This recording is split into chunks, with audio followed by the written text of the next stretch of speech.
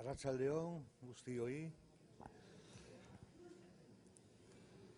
Eskerrik asko, muchas gracias por vuestra presencia aquí en Artium, en el Salón de Actos. Bueno, ¿ahora? Sí. Bien. Esto va a ser una conversación entre Javier y yo, que hemos estado trabajando, especialmente él, que le cae toda la responsabilidad en el tema.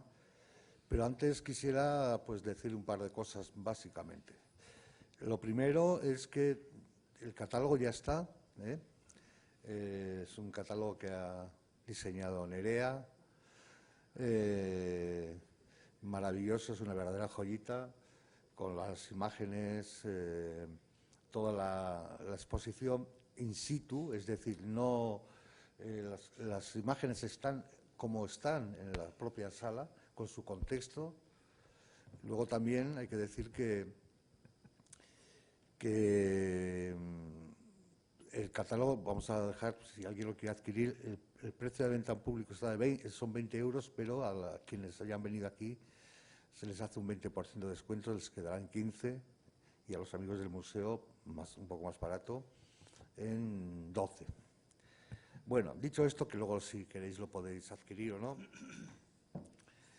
Bueno, hemos intentado que en este catálogo sea un poco el espíritu de la propia exposición, que mantenga ese carácter, esa atmósfera, que la propia exposición, como habéis visto, los que la hayáis visto, que creo que sois casi todos, es muy especial, es una atmósfera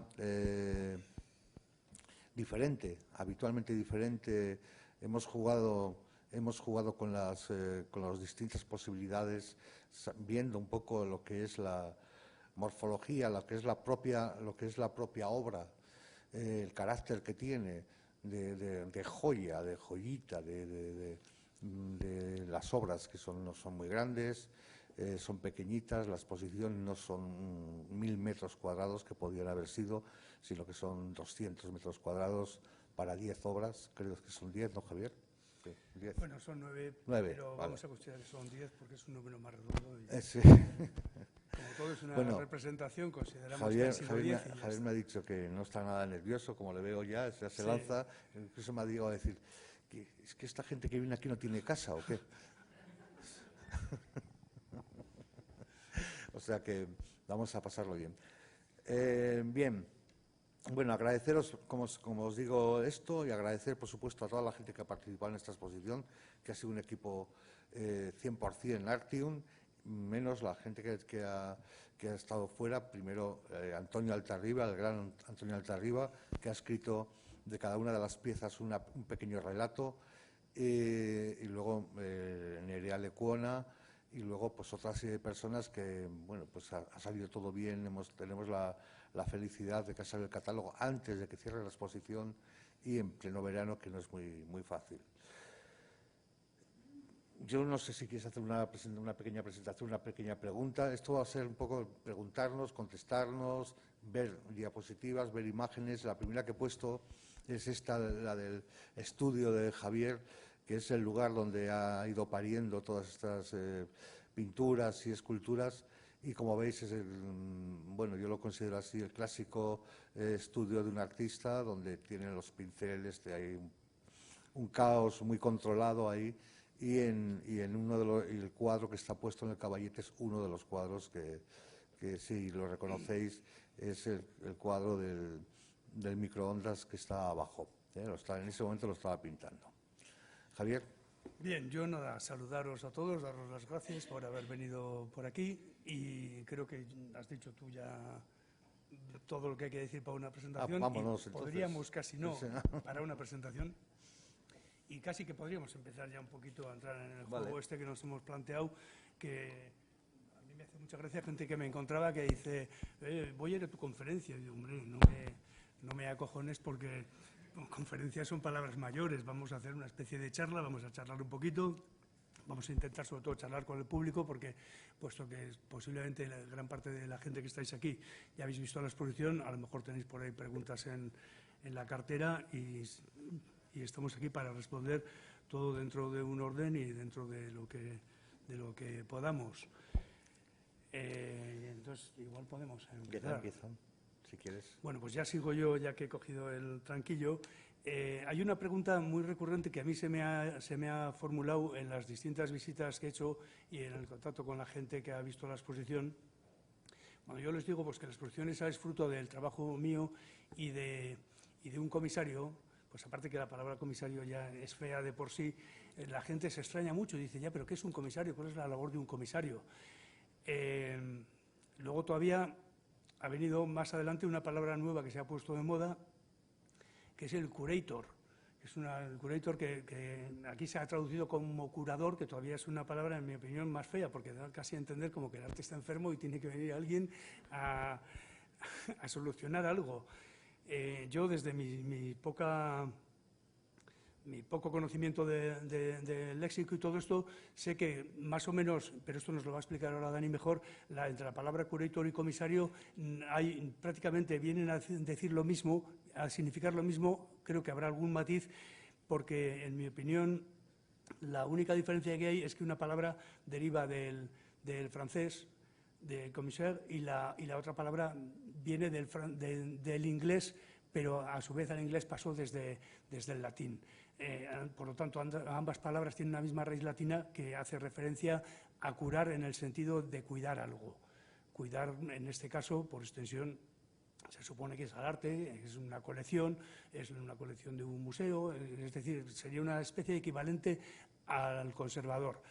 Pero en los tiempos modernos ha habido como una derivación de la palabra comisario, que es también el que monta una exposición, el que asesora a un artista, una especie de tutor.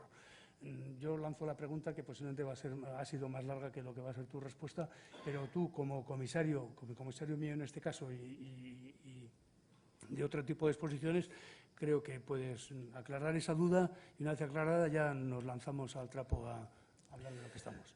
Bueno, sí, efectivamente, la palabra comisario genera muchas dudas y no es... a todo el mundo le suena fatal, a mí también, en general es muy fea, pero porque es una palabra muy nueva, es una palabra que surgió en los años 90, al principio de los 90. Antes también existían, pero no había palabra, eran coordinadores, directores de proyecto, era otro tipo de cosas. Se ha puesto de moda comisario, pues justo en un momento en que empezó a extenderse la idea de que los artistas eran muy buenos haciendo sus obras, pero eran muy malos seleccionando sus obras para una exposición. Es decir, no eran capaces, se extendió por ahí entre los museos, las galerías, etcétera, no eran capaces de hacer una buena selección, un buen relato de su obra. Incluso se llegaba a decir también entonces que nunca le pidas a un artista que te diga cuál es su mejor obra, porque seguramente se equivocará. Es mejor que tú decidas qué obra es la más importante, la que más te gusta, que suele ser lo más interesante. Bueno, todo a mí me parece una falacia, la verdad, pero bueno, se empezó a extender y empezaron a aparecer personajes, mediadores, que son los que hacen como una conexión entre el artista y los museos o los centros de arte, lo que antes se llamaban, como eran los que vendían a los artistas sus obras. Los marchantes. Marchantes. Pasa es que en este caso no tenía nada comercial, sino que tenía que ver un poco con la propia concepción de una exposición. Una exposición tenía que tener un discurso, tenía que tener un relato, tenía que plantear algo, y el artista, aunque es perfectamente capaz, pues lo dejaba en manos de alguien que proponía a un director de museo, proponía pues a un conservador, proponía a alguien un proyecto determinado. Eso lo que dio lugar es a que había que estar muy en contacto con el artista, muy encima de él, y llevar todo a cabo, desde el montaje de la exposición, los textos del catálogo, las discusiones, que a veces eran muy duras, de por qué entre artista y comisario, entre comisario e institución, por qué se hace esto, por qué se deja de hacer lo otro, etcétera. Entonces, lo que ha ocurrido es que en este caso yo, por ejemplo, yo empecé a trabajar en el mundo del arte antes de que hubiera comisarios, pero actuaba como comisario, según ha aparecido después. Y hemos sido siempre quienes hemos hablado con los artistas exactamente para ver qué es lo que se podía poner en la exposición, y hemos estudiado tanto la obra como hemos estudiado el discurso de la obra, como también hemos estudiado el espacio donde se va a exponer, todos los detalles, el color de las paredes, las peanas que hay que poner, etcétera, y hemos escrito el texto del catálogo y todo lo que hay, el folleto y todo lo que hay. Bien, en este caso concreto, el de Javier, pues ha sido un comisariado, muy placentero, muy bonito, y yo creo que uno de los más felices que he tenido, porque aparte de que hemos tenido hemos tenido debates, no discusiones, no nos hemos pegado, ni nos hemos insultado, ni nada de eso, todo ha hecho que todo circule muy bien. Desde el principio yo sabía que Javier era un pintor excelente, maravilloso, pero tenía que plantear una exposición quería plantear una exposición en el Museo de Arte Contemporáneo, en Artium, que habitualmente casi nunca, pues hacen exposiciones de pintores hiperrealistas, ¿no? ¿Por qué? Porque se considera, o hiperrealistas o muy realistas, se considera que el arte contemporáneo, de una forma absolutamente absurda, se piensa que el arte contemporáneo no toca a los pintores muy realistas. Pero en las obras de Javier, y ahora Javier ya me escapo un poco ¿o me quieres hacer alguna? Sí. No, te puedes escapar si quieres, pero igual, no sé si vamos a hablar de alguna en concreto o qué. Sigo yo hablando de... sigue, luego, sí. Bueno, el Dani se ha quedado en principio hemos tenido muchas discusiones con la palabra hiperrealismo. Yo ya estoy cansado de contar, yo no me considero hiperrealista, yo me considero perfecto. Considero un pintor realista. Yo creo que incluso ni siquiera realista, porque el realismo que yo hago no intento transcribir la realidad, intento de alguna manera, como yo creo que se ha hecho siempre, excepto especialmente en el hiperrealismo al que se refería Dani, que de alguna manera sí que la intencionalidad... Solo lo he dicho una vez y me he arrepentido, Luego he hablado de realista. Excepto en aquellos años, en los años 70, en los que se intentaba emular la fotografía, el resto de la pintura y de la tradición supuestamente realista siempre ha sido, nunca ha sido real del todo. Siempre se ha manipulado lo que aparentemente puede parecer la captación de un instante. Siempre es fruto de mucho trabajo, de colocar un personaje, de quitarlo, de moverlo un poquito, de componer el cuadro. Es decir, el cuadro luego, el resultado, puede parecer que ha sido un momento casi como una foto que se ha sacado, pero sin embargo detrás de eso hay tanta manipulación que eso que estamos viendo como algo realista no es realista. El hiperrealismo sí que aspiraba, en cambio, a ser realista. Por eso a mí me joroba, iba a decir, no encuentro otra palabra un poco más adecuada, el que se me tilde como hiperrealista, sin tener nada contra el hiperrealismo, porque el hiperrealismo en su momento tuvo su justificación, fue una especie de revuelta o de volver otra vez a una cierta objetividad, precisamente como pulsa al expresionismo abstracto que estaba en aquel momento muy en boga. El arte siempre ha ido de su contrario al otro, eso cuando no ha ido más o menos de una manera progresiva, pero siempre ha habido muchos altibajos. Entonces, yo creo que no tengo nada que ver con aquella época. Se ha puesto muy de moda llamar hiperrealista a cualquier pintura que esté medianamente así perfiladitos los bordes, pero de eso habría mucho que hablar. Yo me considero simplemente un pintor realista. Pero además cuando pintaba a esta exposición ha dado un pequeño giro y y ya no sabría denominarme, pero hay una parte que efectivamente sigue siendo realista.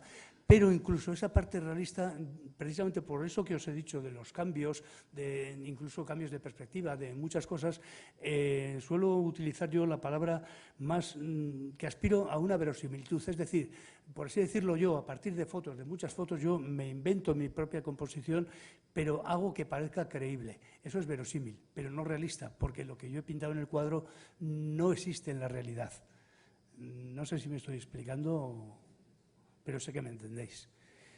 Te he cortado y vas a decir algo. Iba a decir que a mí lo que me interesaba, al margen de la definición de hiperrealista y realista, que yo también estoy de acuerdo contigo, que es que en los museos de arte contemporáneo se ve poco este tipo de obras, ¿no?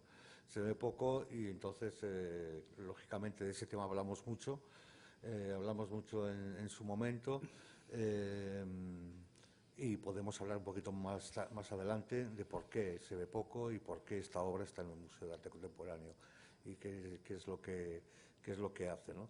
Que cuando normalmente los museos siempre tienen como una visión un poco críptica del mundo del arte en general, ¿no? Pero esta obra también la tiene, ¿eh?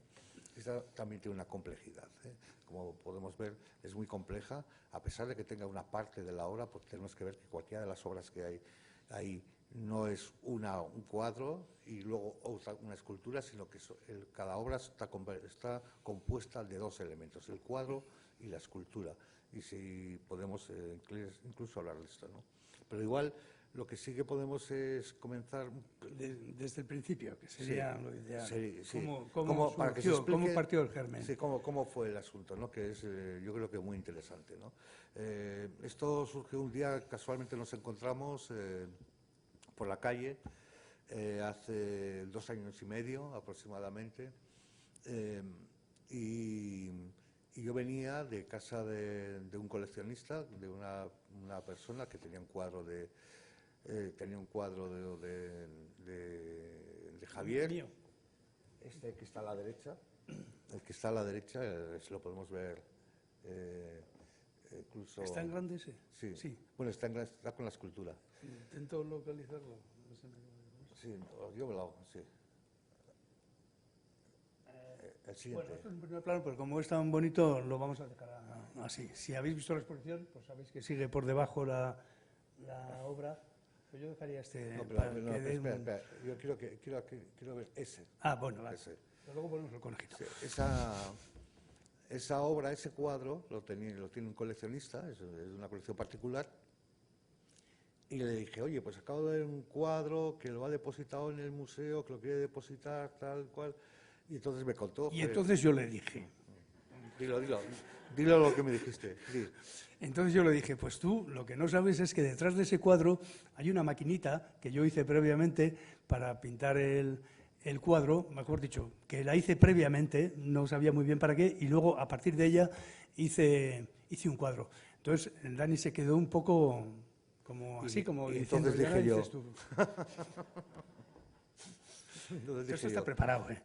No, en absoluto. Dije, coño, una máquina y eso, o sea, que tú hiciste una máquina, un objeto que no sirve para nada, que tiene movimiento, que no tiene sentido, absurdo, y lo conviertes en modelo de tu cuadro. Pero esa que ya la tienes, porque él me dijo que nunca la había enseñado. Claro, yo perdona, ya sigo yo. Sí. Y entonces yo le dije, pero hombre, claro que tiene que haber una máquina porque es imposible, no soy tan bueno como para haber hecho ese cuadro con esa apariencia realista o verosímil o como quieras denominarla, sin tener un modelo delante. Y el hombre se me encogió así de hombros y diciendo, yo qué sé. Y entonces yo le invité al estudio a venir a verla. Sí. Y vino al estudio. Sí, bueno. Abrimos la puerta. Yo pensé, no le da importancia al tema de la máquina esta. Pero yo le di mucha importancia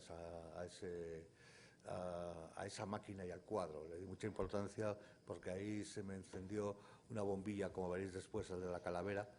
Se me encendió una bombilla y dije, coño, aquí hay un problema planteado muy serio de lo que es el arte actualmente, ¿no? O sea, hay un tema que se llama modelos de representación. Es decir, el pintor y la modelo sería esa famosa serie de Picasso, pero en este caso que trata de cómo lo real, el hecho real, queda representado en algo inútil pero bellísimo también, y cómo se plantea esa problemática, ¿no? Es decir, uno de los conceptos esenciales del arte es el tema de la representación, es básico. El arte solo es representación, el arte. Representa algo, lo que fuera, puede ser un paisaje, puede ser un objeto, puede ser una persona, puede representar un sentimiento, puede representar muchas cosas. Por lo tanto, ahí está clarísimo, hay una problemática clarísima que es la idea de representación. El cuadro solo es una ventana, es falso, es una idea abstracta que no tiene volumen, que no se mueve, y en este caso lo que ha hecho este hombre es construir una escultura, un objeto que encima le da apariencia de moverse, como si fuese un pequeño robot, algo así, que se mueve, y además es una máquina muy especial, esa, que con un conejo que tiembla y una calavera que tiene aquí, que tiene también muchas representaciones de símbolos mágicos, la calavera, la muerte, la cultura popular, el contador de tiempo. Hay una serie de cuestiones que son míticas o muy clásicas, son constantes del arte. Y eso lo ha representado de alguna forma en un cuadro que no se mueve, pero y encima tiene, en este caso, y muchos, en casi todos, es más verosímil que la propia realidad, o sea, es más realista que el objeto, más realista, mucho más realista que el objeto, ¿no? Es más verosímil, como dice. Y por lo tanto lo quise ver, le dije, pues aquí hay un problema esencial del arte, y nosotros los museos tenemos que plantear este tipo de problemáticas para que se entienda un poco lo que es el arte, ¿no? Entonces le dije la famosa pregunta, oye, ¿por qué no preparas un proyecto para Artium basado en este tema, en esta problemática? Y me dijo que tenía 2, ¿no? Sí, ahora sigo yo. Según ibas hablando, se me ha ocurrido que, enlazando un poquito con lo que hemos hablado antes del comisario, una de las labores que yo considero que es la del comisario, que es importante, o por lo menos para mí lo ha sido, es precisamente el hecho de esa tontería que se dice que los árboles no dejan ver el bosque. Es decir, yo tenía delante los árboles, pero a mí me faltaba una perspectiva y sobre todo una visión objetiva para ver lo que tenía.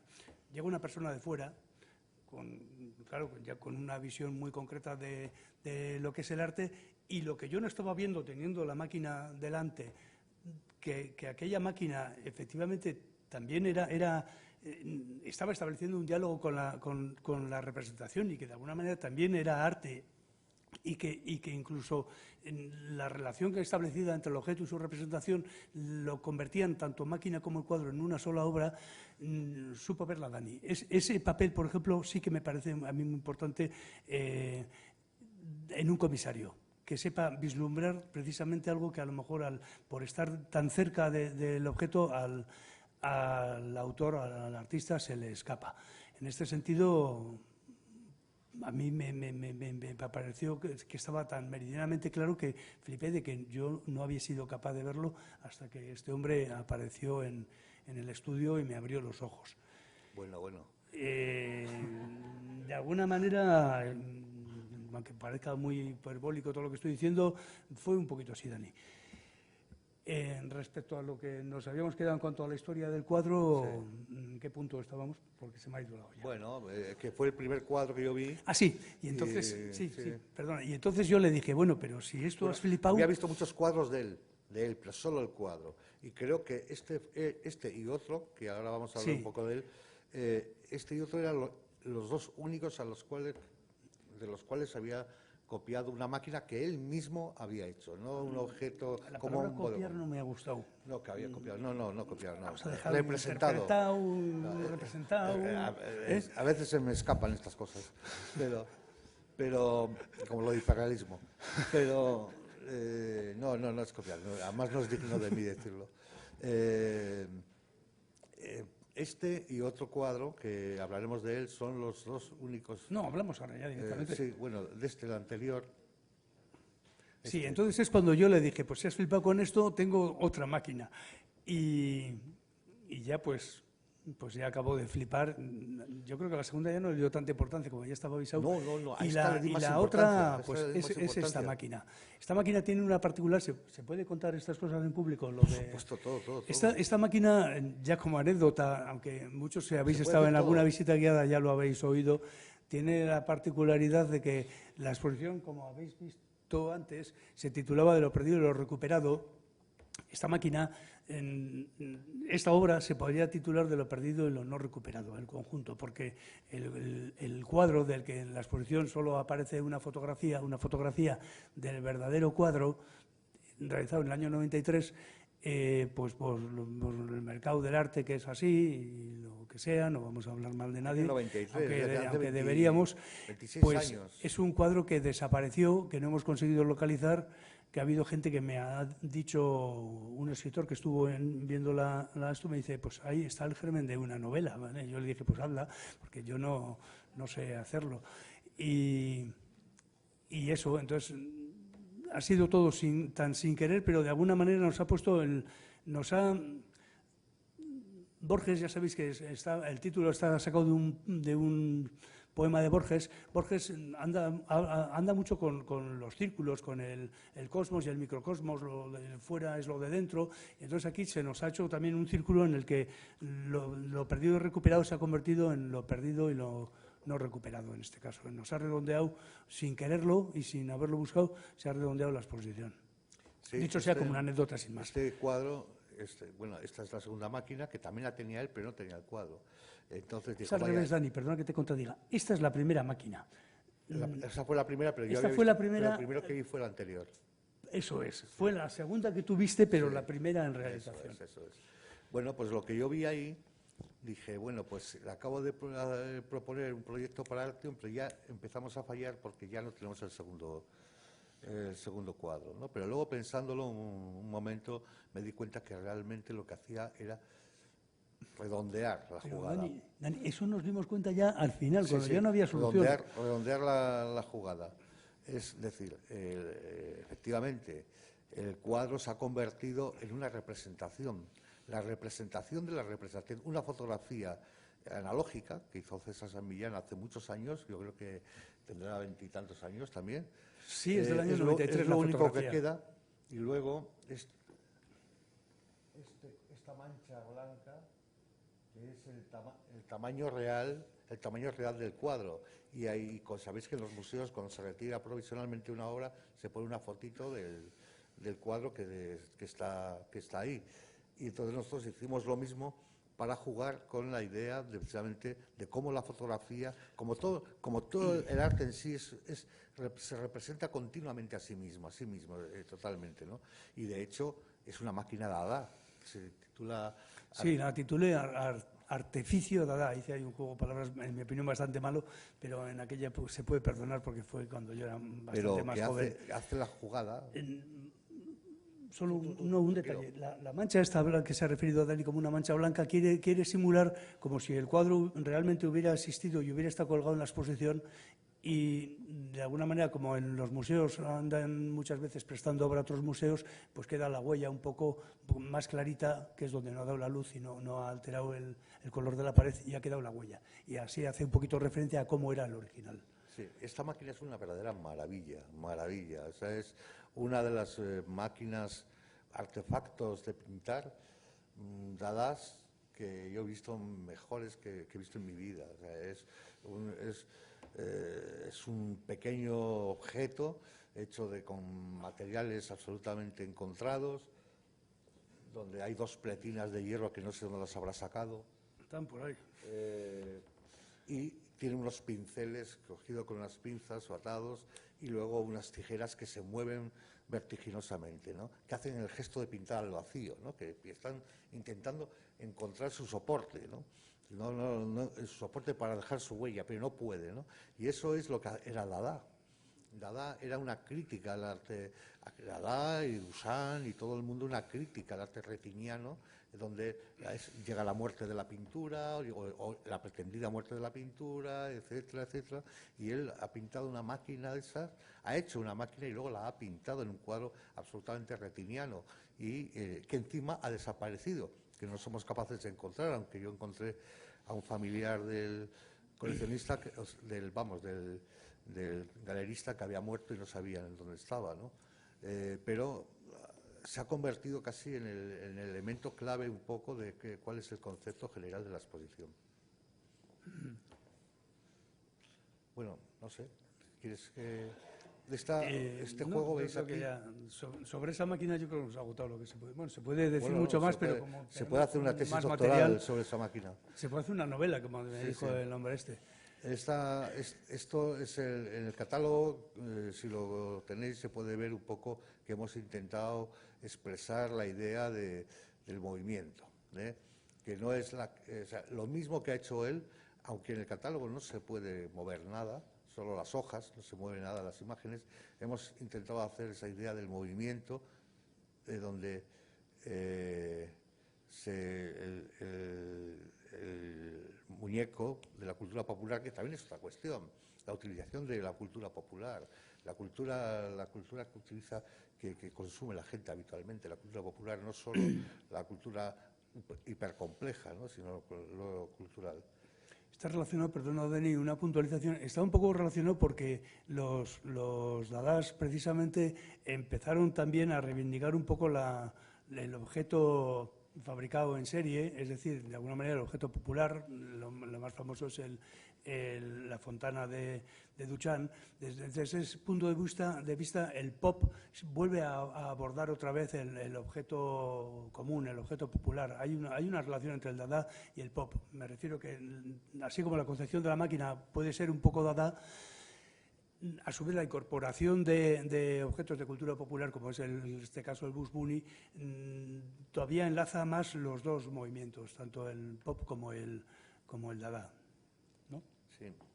Luego, en el montaje general de la exposición, quisimos darle esa idea casi de adoración al objeto, casi del elemento que hay como una joya, aunque son materiales prácticamente de desecho o encontrados en rastros y en cualquier sitio. Esa idea, basuras, aunque dé vergüenza decirlo. Basura, etcétera, pues crear la atmósfera de estas exposiciones que uno se encuentra en los museos clásicos, con una pintura en la pared, con las peanas, perfectamente iluminado, donde uno se encuentre a gusto, se pueda visitar con tranquilidad, una exposición pequeña, bueno, pues intentando que esté muy bien montada, donde nada se amontone, al contrario, sino que tengas espacio para ver las cosas, y luego esa idea de la sorpresa, de que pasas delante de cada uno de los objetos y se empiezan a disparar el movimiento, ¿no? Esa es un poco la idea. Pasamos un poco, esta es una foto maravillosa donde aparecen los dos elementos y luego aparece el movimiento ahí, donde se ve el contador perfectamente. Unas fotos muy buenas también de Herr Boring Hall, el fotógrafo que ha hecho las imágenes. El contador está perfectamente enfocado, pero el muñeco y la calavera que está arriba de conejo se mueve, ¿no? Hay estos elementos que yo sí que quisiera plantearte, ¿no? Esa idea de los elementos que componen las esculturas, que son a veces muy extraños y que de alguna manera tienen unas connotaciones mágicas o míticas también, etcétera, ¿no? Esta pieza, por ejemplo, es excepcional. Esta es una de las piezas que digo yo que es más verosímil la pintura que el objeto, ¿no? Donde realmente ves el objeto aparentemente tiene algo, aunque son objetos que pueden ser prácticamente de adoración o de estar en un altar, luego la pintura te lo exalta mucho más, ¿no? Aquí se ve la calavera cómo se está moviendo, o sea, tiene casi un carácter como una pintura, y eso que es un objeto, una pintura de Bacon, ¿no? El movimiento, ¿no? Una cosa así, ¿no? El tema de los objetos. No sé, estaba disfrutando tanto de cómo cuentas mis cosas que digo, no le voy a interrumpir al hombre. Ese es otro tema que se puede hablar, porque yo lo cuento de una manera que tiene mucho que ver quizá con una especie de pues no sé, de formación profesional que tiene que ver mucho con el mundo del arte, la representación, la catarsis, Aristóteles, la filosofía, no sé qué, no sé cuánto, toda una teoría que planteo ahí en el libro, pero cuando le oigo a él hablar de sus obras, me quedo maravillado porque lo cuenta de otra manera completamente distinta, ¿no? Completamente diferente, y donde la interpretación de su propia obra es maravillosa. Yo la habéis oído muchas veces. Igual. Gracias. Yo hago una interpretación más narrativa que hace Antonio Altarriba. El hecho de que, porque en mi opinión esta obra, pintura y escultura, tiene mucha carga narrativa. Es uno de los motivos por los que el libro, el catálogo, el supuesto catálogo, es una especie de híbrido entre catálogo y libro, porque yo quería contar con un narrador, ya que la pintura, en mi opinión, tiene mucho, bueno, la obra en general tiene mucho de narración. Quería un narrador, pero si Dani alucina, entre comillas, con lo que yo cuento, los que os hagáis con el catálogo, que yo os lo recomiendo, un módico precio, ya se os ha dicho antes, vais a flipar, porque la visión de Antonio Altarriba, al que yo no le he dado ninguna pista ni le he contado absolutamente nada de lo que yo quería representar en las obras, es decir, lo he dejado al hombre ciego para que se invente todo, es flipante. Ha hecho una especie de biografía apócrifa o inventada sobre mí, sobre un supuesto padre que yo tuve inventor, que no tiene desperdicio. Y ha conseguido que cada obra, cada dos módulos que conforman una obra, sea un capítulo, y que a su vez todos los capítulos estén enlazados y construyan la totalidad de un relato relativamente largo. Son al menos en folios eran unos 20 folios, ahí no sé cuántas páginas sale, pero ha hecho una cosa maravillosa. En cuanto a lo que yo cuento, pues según el día que tenga, cuento más o menos sobre un mismo eje, cuento lo que me viene a la cabeza, pero, hombre, sobre un eje. No me invento todo, sino que le voy añadiendo pequeñas anécdotas o una reflexión que a partir de una lectura de un periódico o cualquier cosa, lo voy añadiendo sobre la marcha, pero a lo mejor a los 2 días o 3, si tengo otra visita guiada, he añadido otra anécdota y se me ha olvidado la anterior. Pero mi visión es puramente no iba a decir ni siquiera narrativa, es un poco, lo que yo cuento es el porqué, lo que a mí que me ha sugerido a mí el crear ese objeto. Hay algunos, este mismo que estamos viendo ahora, el de la escalera, está basado en una novela, en una noticia de periódico, una columnita, mejor dicho, de Vilamatas, que yo leí, que habla de, los que habéis estado en las charlas ya lo sabéis, que habla de ese momento en el que uno tiene una discusión muy acalorada con alguien y no le sale la palabra exacta para taparle la boca e irse como vencedor de la discusión, y según está bajando la escalera, suponiendo que la discusión ha sido en un piso alto, se le enciende la luz, por así decirlo, se enciende la bombilla como en los cómics y se le queda esa cara así como de bobo con la boca abierta, que dice, es esto, le tenía que haber soltado al tío este. Entonces yo cuento estas cositas, pero que tienen que ver un poco con la gestación de la propia obra, y en algunas me he inventado un pequeño argumento, una pequeña fábula encerrada, pero sin más. Por lo demás, prácticamente casi todas las obras hacen un guiño a obras clásicas. Esta, por ejemplo, quitando toda la anécdota y quitando todo esto que os estoy contando, no deja de ser una vanitas vanitatis. Las vanitas, pues ya sabéis lo que son las representaciones un poco de que la vida pasa, la bombilla, una vela que se suele representar encima, que la llama va empequeñeciendo la vela. Esta significa simplemente el paso de la vida, la vela sería la vida y la llama es la que podría ser el alma, que te va menguando, ¿no?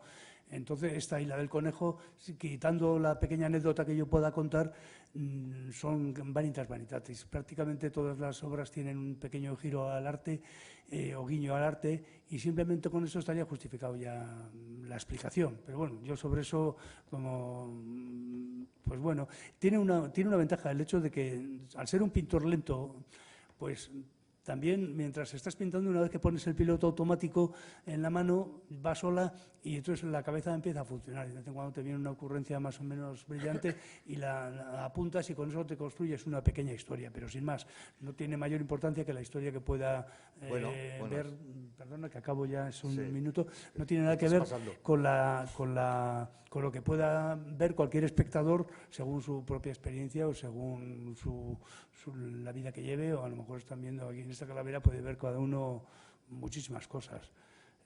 Sí, no, iba a decir que todas las obras, se dice que todas las obras, una vez que acaban, empiezan a funcionar solas, ¿no? Porque cada uno ve algo diferente. Estas funcionan con motor, en concreto. Con un motor funcionan estas. No, solas no. Funcionan ya, se interpreta de muchas maneras, cada uno ve una cosa diferente, ya tiene como una autonomía. La obra tiene autonomía, aparte del motor, el movimiento, una autonomía en la interpretación de cada uno de los espectadores que la ven, ¿no? Yo tengo otra, que es esta que me ha contado él muchas veces, es esa, pero a mí el otro día encontré una nueva, cuando estábamos en una comida celebrando el catálogo. Hay una obra muy famosa, muy conocida de un artista americano que se llama Joseph Kosuth, que es el origen de lo que se llama el arte conceptual. Es una obra que se llama Una y tres sillas, ¿no? Que consiste en una silla de verdad puesta contra la pared, una silla normal y corriente, una fotografía de la silla, de la misma silla, enmarcada. Veis un poco la referencia, cómo juega en la idea de la representación, ¿no? La silla real, la representación, y luego una definición de silla. Una definición de silla que es: silla es un objeto dedicado para que la gente se siente, explica. Femenino, singular. Sí, eso es. Tiene tres elementos: la realidad, la representación gráfica y la representación verbal o lingüística, ¿no? Y en esta obra el otro día encontré yo la misma juego, ¿no? El objeto real, evidentemente, que es la calavera con la luz y la escalera, la representación al fondo, la representación del cuadro, donde aparece lo mismo, y luego la sombra, es ahí que aparece como un elemento clave y que le da el ánima, una especie de ánima, de alma o de algo que proyecta el propio objeto, ¿no? Es decir, cada cual puede verlo de muchas maneras y cada uno puede plantear. Yo, en este caso, esa y este elemento de la silla de Kosuth, de Joseph Kosuth, aparece en muchas de las obras de aquí, ¿no? Aparece el objeto real y su representación, igual que la de la silla, ¿no? Y el tal Kosuth, Joseph Kosuth, planea prácticamente en toda la obra, en toda la exposición, porque todas las obras van acompañadas de un pequeño texto que está extraído del catálogo, con lo cual sería el equivalente a la definición de diccionario, y lo otro, el objeto y su representación, aunque no sea fotográfica sino al óleo, ya lo tenemos ahí evidenciado. De alguna manera, incluso en un principio estuvimos pensando en que incluso el título girara un poco a esa obra de Kosuth. Luego las cosas fueron derivando a partir de distintas conversaciones y ha acabado siendo pues lo que ha sido. ¿Avanzamos un poco? Sí, sí. Bueno, también podéis ver, ¿no? Esta es una pieza impresionante, y además el hecho de que tenga el mismo tamaño, que se haya puesto a la misma altura, aunque el agujero está un poco más alto, el hueco del objeto real, en realidad está el microondas está a la misma altura que la representación, ¿no? Ahí en el hueco está solo el microondas, y en el cuadro ha pintado pues unos cuadros que también hacen alusiones. Todo lo que hace Javier son siempre alusiones a libros que en relación con el tema, aquí al Bosco, en relación con la marca del microondas, etcétera, ¿no? Solo una cosilla. Sí. Lo de añadir objetos o quitarlos es precisamente para, igual es una redundancia y no haría falta especificarlo tanto, pero suelo hacerlo conscientemente para dejar claro que no es una transcripción del objeto al cuadro, sino que el cuadro es una interpretación. Prácticamente, siendo lo mismo, tiene una lectura nueva. Bien porque se quitan elementos, bien porque se añaden, incluso se cambian perspectivas. Es eso que os he contado antes, que aunque parezca real, no es real, que es como mucho verosímil. Es decir, que tiene apariencia de realidad, pero no es real. Nunca me cansaré de insistir en esto. Tiene que quedar claro.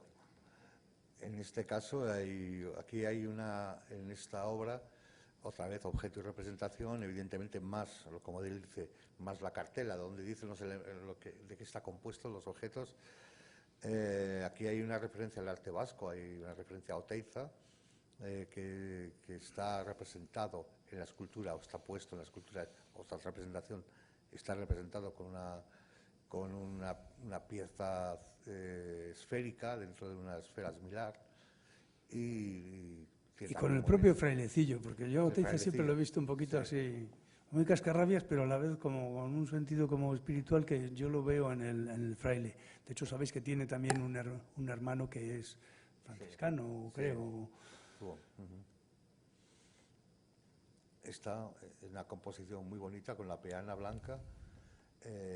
También es una de estas esculturas o estas piezas, obras donde casi también lo pictórico supera la realidad, supera lo verosímil del objeto, ¿no? De alguna forma, porque quizás la propia vitrina apaga un poco, pero que le da una composición absolutamente brutal, ¿no? Aquí es ver cómo se mueve, el muñeco mueve la cabeza de un lado para otro y está todo girando, ¿no? Y luego el título, ¿no? Esta es la cuestión, que estaría bien que lo plantearas para sí, bueno, ya sabéis, esta es la cuestión, como era el principio, to be or not to be, that is the question. Esta es la cuestión, es el ser o el no ser. Es una pequeña anécdota que yo me he inventado. Esta máquina al principio la iba a titular Tempus Fugit, pero al final se fue un poquito complicando y me salió un Tempus Fugit en un lado que estaría representado con el reloj, que va con las agujas más deprisa de lo normal, y ¿cómo se llama? La rueda esta de los hasters, que sería una especie del Carpe Diem. Entonces, los ratones, como Mickey. Sí, como Mickey Mouse. Entonces, la historia está en que para mí es ser consciente de que uno está vivo y que está vivo para algo, por lo menos tiene que tener conciencia de que se está vivo. No ser es, pues bueno, dejarte llevar un poco por las circunstancias, dejarte llevar por lo que vaya saliendo.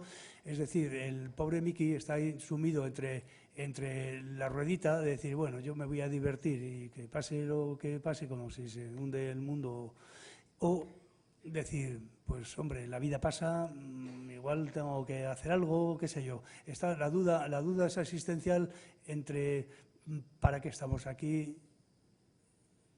¿Hacemos algo? ¿No hacemos nada? En el fondo es una pequeña moraleja, o una pequeña fábula con una moraleja, pero así abierta, cada uno que saque sus conclusiones, sin más. Luego, también en tu exposición hay continuamente referencias al tiempo, ¿no? Sí. Hay relojes, sí. Luego termina además con un reloj. Yo me he planteado mucho, porque todo esto que parece que está todo como muy pensado, no está pensado. Es decir, entiéndaseme, ha ido saliendo de una manera natural. Una máquina me ha llevado a otra. Yo creo que una vez que estás haciendo una cosa, pues te sale otra que no es muy distinta, pero ya va habiendo un pequeño cambio. De alguna manera que al final, una vez acabadas todas, había mucha continuidad y efectivamente yo me di cuenta de que había una historia que era un punto común para todas las obras, que era el tiempo, un nexo común. ¿De dónde viene todo eso? Pues no lo sé, pero puede haber unos motivos, que estoy ya en una cierta edad y que, bueno, pues ves que pues que la carrocería empieza a tener ya deterioros y cosas de estas. Y luego, sobre todo, yo he sido, las personas que me conocen, que están por ahí, algunos familiares, pues es una persona que de pequeño apenas he jugado porque me pasaba el día haciendo maquinitas, iba a decir, jugando, es decir, en vez de estar jugando yo hacía juguetes para que jugaran mis hermanos. Y luego, pues durante el bachillerato ya me apunté a la Escuela de Artes y Oficios y compaginaba los estudios con 2 horas de la Escuela de Artes y Oficios. Después me hice 2 carreras a la vez. Y después incluso en esta exposición pues tuve un desprendimiento de retina, 3 meses perdidos, o sea, me adelantó la exposición otros 4 meses, es decir, que por todos lados he sentido como, pero ya desde muy pequeño, que a mí el tiempo, 24 horas son muy pocas. Y yo creo que eso se me ha ido acumulando y de repente, sin haberlo buscado, ha salido aquí. Eso es un análisis que yo me he hecho a posteriori, pero creo que algo de eso hay por aquí, porque si no, tanto os he hecho con el tiempo, a mí hasta me ha asustado un poco, luego al ver todo lo que ha salido. Pero ha salido de manera natural. Igual necesito un psiquiatra. 2 años y medio ha tenido, ¿eh? Más de 2 años y medio. A ver, eso, eso hay que matizarlo, Dani. 2 años y medio. 2 años y medio. No le he agobiado para nada. 2 años y bueno, es cierto, ¿no, Yolanda? No me has agobiado para nada, no, pero 2 años y medio no. Me agobié yo cuando tuve el día que decidí decirle que se le acababa el tiempo. Claro. ¿Cómo se lo digo a este hombre que está tan agobiado? ¿Cómo lo voy a decir? ¿Cómo se lo va a tomar? Pero Dani, o sea, la gente se va a llevar una impresión equivocada. Han sido 2 años y medio, efectivamente, pero entre que yo tardo en contestar, tú me propusiste la historia, yo creo que por lo menos pasaron 4 meses hasta que yo me decidí a decir, vale, pues me meto en esta historia. Después, pues yo iba tranquilito porque no habíamos puesto una fecha, entonces iba compatibilizando con otras cosas. Yo ya cuando me lo tomé ya muy en serio es cuando firmamos un contrato. Entonces dije, esto va en serio. Y entonces ahí es cuando me puse las pilas. O sea que los 2 años y medio son también un poquito, pues al principio más piano y luego sí, luego ya todo correr. Todo cuestión de tiempo. No, bueno, el tiempo tuyo era un poco chicle, ¿eh? Podías tirar tranquilamente. Y además es cierto que hay que ser consciente que la minuciosidad con la que trabaja Javier es algo que hay que tener en cuenta absolutamente. Entonces, yo cuando ya le comenté todo este proyecto al principio, ya sabía que iba a ser mucho tiempo y que no le podía decir para dentro de 1 año o dentro de 6 meses, como a muchos artistas o lo que fuera, ¿no? Sino que es dejarle tranquilidad, que vaya asimilando, etcétera, etcétera, etcétera, que se lo vaya creyendo también. Pero bueno, no he aflojado ni en ningún momento. Mira, ha influido, perdona Dani, y algo en lo que se me ha ido mucho tiempo es, así como las 2 primeras máquinas que habéis visto, las más antiguas, esas máquinas están hechas con materiales encontrados que yo tenía por el estudio, que bueno, como suelo guardar todo porque tengo esa filosofía de decir, esto me puede valer para algo en un día, pues ya se me había acumulado mucha cosa y salieron esas máquinas, pero casi como jugando. El resto de las máquinas ha sido de forma diferente. Tenía ya previamente la idea, sabía que tenía que conseguir pues, un ventilador de un tamaño concreto para que cupiera en un reloj de un tamaño concreto y todo eso a mí me ha llevado mucho tiempo porque no es fácil buscar las cosas. Han sido un mogollón de viajes, han sido mogollón de chamarilerías, de rastros y ahí sí que me ha ido mucho tiempo porque me tuve que ir hasta un rastro que hay más allá de Bayona. ¿Dónde era? Tú sabes. En Po.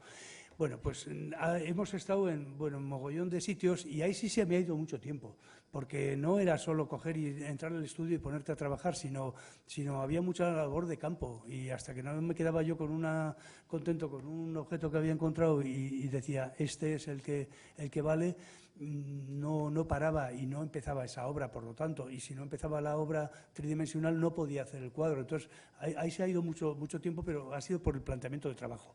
Sí, bueno, vamos a ir pasando, que a mí me gustaría que hicieseis algunas preguntas, si nos estamos pasando de tiempo, además. Bueno, esta pieza me parece, a mí es una de las que más me gustan, porque tiene casi que un carácter, no sé, de una lógica aplastante, ¿no? Es una obra que en este caso también muy bonito el montaje, en este caso las manos, ¿no? Cómo se mueven, de movimiento, que es algo que también llama la atención, es algo turbador también, de alguna forma, ¿no? Bueno, toda la exposición tiene un gran humorismo, de alguna manera, ¿no? Cierta sorna, o cierta cosa seria, muy seria, como hemos hablado, que estamos hablando de la representación, que es el elemento clave del ser humano, para ser ser humano, la capacidad de ficción que tiene uno, y el arte y de la cultura, evidentemente, y luego pues estas cosas, ¿no? Sí, hablando en serio, perdona, Dani, yo leí en algún sitio, es muy breve lo que voy a decir, leí en algún sitio que para tratar, que el humor es la mejor manera de tratar las cosas serias. Parece una contradicción, pero es un poco lo que a mí me ha servido un poquito de pauta para meterme con temas que pueden parecer incluso tétricos, pero que al final, a pesar de lo tétrico, acaban levantando una sonrisa al público. Sí, eso, que yo creo que el humor también es una condición humana, como es la representación, la ficción, el relato, también es una condición humana. Las dos cosas juntas es lo que en realidad somos, ¿no? Aparte ya de las cosas nefastas que somos también, ¿no? Pero bueno, en fin, yo te daría casi por eso, que sigas pintando ahí, ¿no? Ahí estoy, ya ves. Ahí estás haciendo el reloj de la mosca. Sí. Por lo que veo. Sí. Y bueno, pues a mí me gustaría ver un turno, que son ya las 8, o sí, las 8, ¿no? Sí. Y algunas preguntas. A ver, un catálogo para el primero. Si lo permite Artium. A ver, José. Vaya, José Cos. José, bien.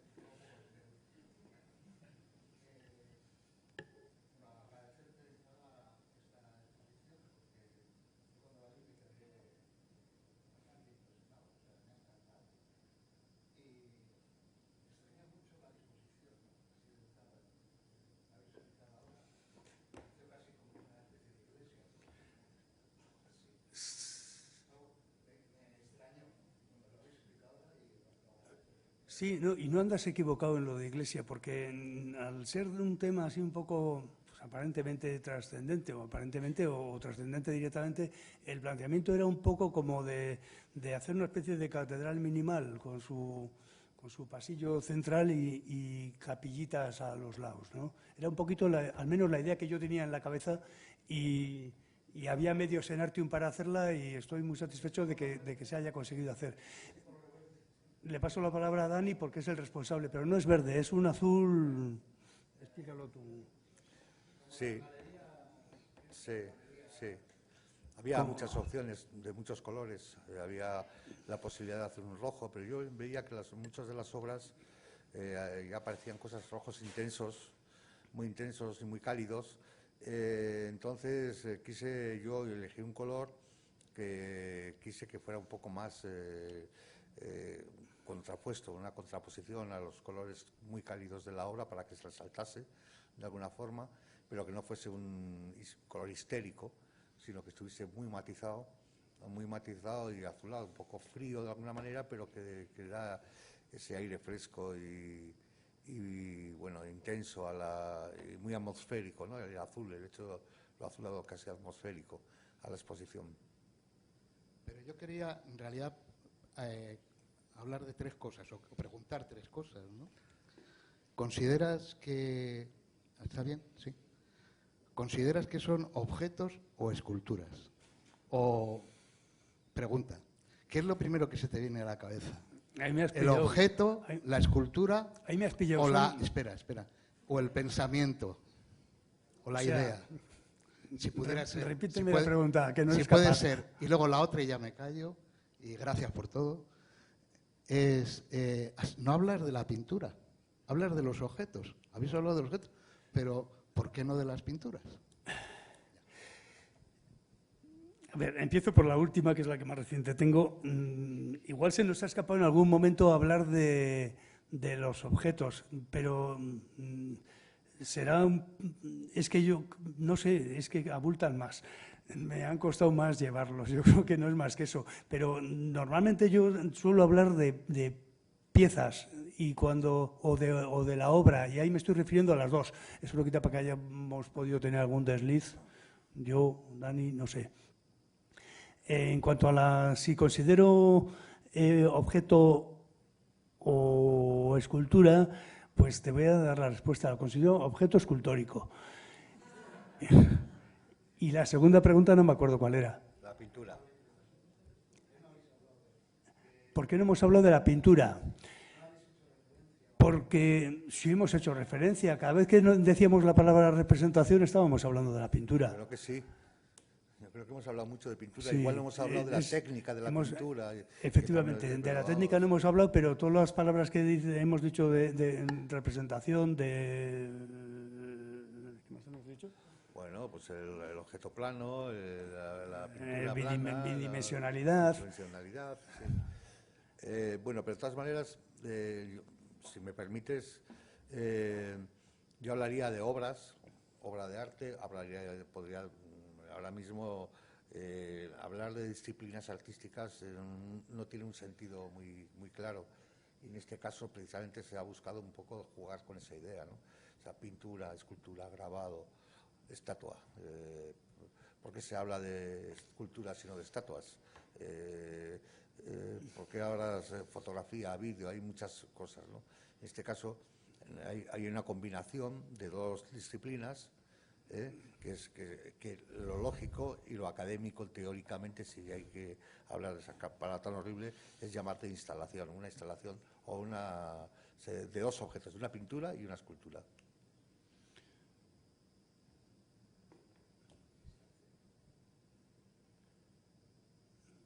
Venga.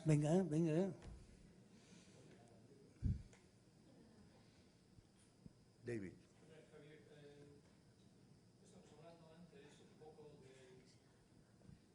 Estabas hablando antes un poco del tiempo, ¿no?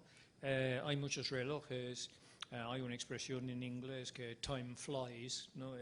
La mosca en la cara del reloj que no tiene agujas, ¿no? Pero yo creo, evidentemente, hay un tiempo no lineal dentro del concepto, ¿no? Entonces, como tienes el objeto, tienes el cuadro, también hay un antes y un después, no solo del cuadro, pero del objeto también y el concepto, ¿no? Porque has comentado antes que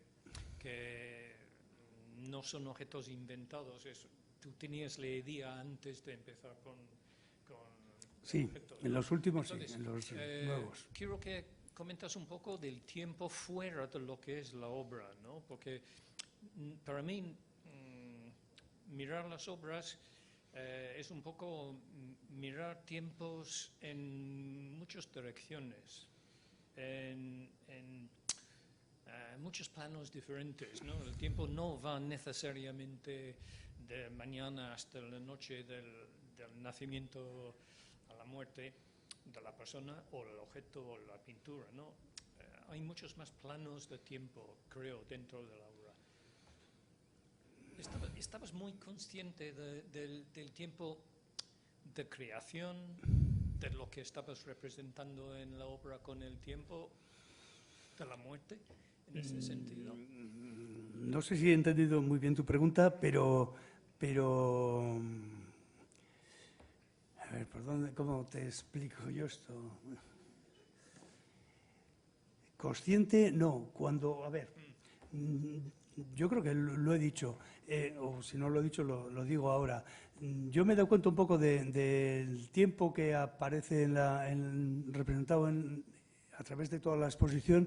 Me he dado cuenta prácticamente al acabar ya todas las obras. Es cuando ya haces una especie de balance, miras un poquito hacia atrás y ves que hay unos nexos en común que no los habías buscado, pero que están ahí. Entonces, cuando analizas, en principio, eso tú lo tienes que saber muy bien. Yo al menos, cuando empiezo una obra, tengo una nebulosa, como una idea así muy vaga. Sé qué elementos voy a utilizar, estoy viendo visualmente algo, pero no sé exactamente lo que estoy contando por algo. Es como lo que estoy contando con ello o lo que voy a contar con ello. Son como pequeños impulsos que te hace pintar un elemento. Tú dices, me obsesionó y quiero pintar un reloj con una mosca. Pero no, en ese momento posiblemente solo estás visualizando el objeto acabado, pero no lo que eso va a representar. Luego está todo ese tiempo, sobre todo como soy un pintor lento, como ha dicho Dani, y como sabe todo el mundo y como se intuye de las obras acabadas, pues tengo mucho tiempo para ir dándole vueltas y reflexionando sobre la marcha, e incluso a lo mejor cambiando no solo elementos del propio cuadro por la composición, sino incluso cambiando hasta la propia idea del cuadro, y el cuadro acaba siendo otro. No sé si te he contestado. Sí, no, yo cuando estoy pintando también no tienes una explicación. Y, en un principio no. O tienes una explicación, pero al final no funciona. Tienes una explicación, pero que normalmente yo creo que está más en el hipotálamo, como se llame, es decir, una explicación inconsciente, pero que al consciente todavía no ha llegado. Al consciente yo creo que va llegando más despacio. Sí, yo creo que cuando estás haciendo un cuadro, estás trabajando físicamente en un cuadro o un objeto o lo que sea, ¿no? Y hay muchas dimensiones que no conoces, que no tienes ni idea de que existen, ¿no? Que viene a la mente después. Sí, es que cuando te metes en un cuadro, yo al menos, a mí me suele pasar, me meto en un cuadro y es como cuando te aventuras en un viaje que no controlas ni a dónde vas, ni siquiera lo que estás buscando, pero dices, yo tiro por aquí. Y un cuadro tiene un poquito también de aventura. Tú lo empiezas con una idea, pero que esa idea puede ir variando luego sobre la marcha. Y a lo mejor no te voy a decir que acabas haciendo lo contrario, siempre haces algo un poco que se acerca a la idea primigenia, pero cambia mucho, sobre todo en un cuadro que dura tanto tiempo, cambia más todavía. Eso es un poco como el concepto del fracaso en un cuadro, ¿no? Entonces, porque como artista tenemos que ser flexibles cuando estamos haciendo una obra, ¿no? Porque empiezas con un concepto o una idea o una nube o algo y empiezas pintando, empiezas creando y al final creo que das cuenta al final que el final no tiene nada que ver con el principio. Entonces, David, sí, iba a decir lo del tiempo, que solo una pequeña introducción, que igual yo en la obra de Javier sí que he visto dos conceptos de tiempo que son los más importantes que creo que existen, ¿no? Uno es el tiempo cronológico, el tiempo del reloj, el tiempo que envejece, el tiempo que mata, ¿eh? El tiempo que se va vengando de ti, ¿eh? Hice una exposición que se llamaba El tiempo que venga, aquí hace muchos años, una comisaría, el tiempo que se está vengando de ti porque es el reloj, y ese es el tiempo cronológico, ¿no? Y el otro es el tiempo de la oportunidad. Es el tiempo, ese famoso dicho, aprovecha la ocasión que la pintan calva, ¿no? Es encontrar el momento de la oportunidad, ¿no? Y esos dos tiempos se cruzan de alguna forma, ¿no? Uno es cronológico, es el que come, el que devora a sus hijos, ¿eh? El tiempo que devora a sus hijos, y otro es kairos, que es un hijo de Cronos que no pudo ser devorado por su padre porque era muy feo, muy pequeño y tenía una coleta aquí, por eso es el de que pintan calva, y estaba como grasiento y no lo podía coger, era el que estaba siempre aprovechándose para estar vivo, ¿no? Permanentemente, ¿no? Y ese, cuando habláis de la oportunidad o habláis de aprovechar la ocasión, ese es el otro tiempo, el tiempo de la oportunidad que se cruza continuamente, ¿no? Que es la idea. La idea, aprovecha que tienes la idea en este tiempo cruzado para utilizarla, ¿no? Me has quitado las palabras de la boca. Bueno, ¿alguna más, la última, así? Bueno, pues muchas gracias, Javier. Gracias a ti, gracias a todos por haber venido.